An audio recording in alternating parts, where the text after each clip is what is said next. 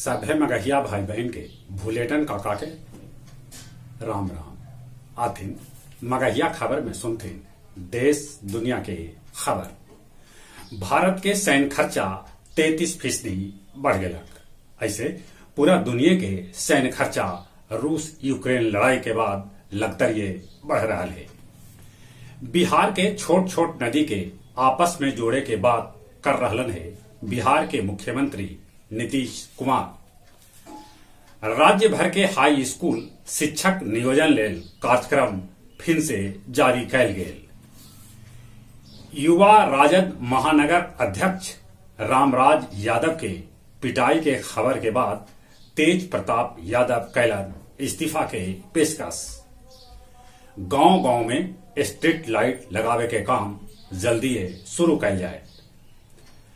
बिहार राज्य के 5 जिला गया, औरंगाबाद, जमुई, सीतामढ़ी और सहरसा में तेजी से गिर रहा है भू जल स्तर। राज्य में अब 16 चक्का वाला ट्रक के परिचालन पर से रोक हटा देवल गए।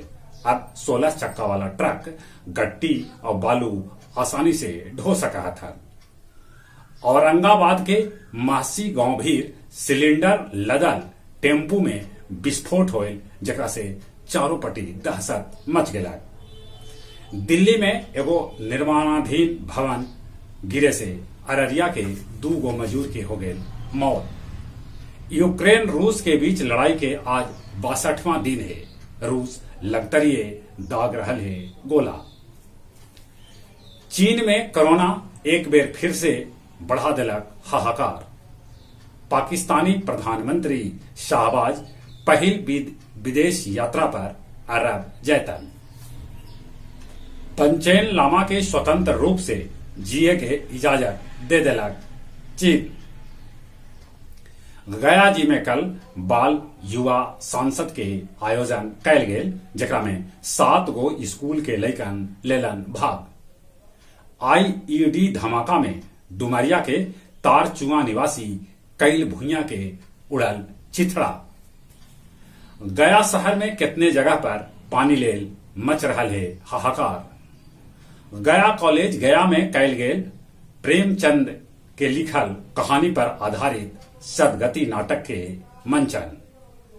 अतरी के डिहरी गांव में आग लगे से 5 एकड़ में लगल फसल जर के हो गेल खाक।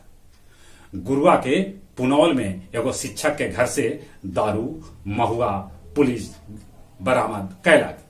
अब कुछ खेल के समाचार। आईपीएल के एगो मैच में Punjab Kings Chennai super Kings के 11 रन से हरा दिला। शिखर धवन ठोकलन नाबाद 88 रन।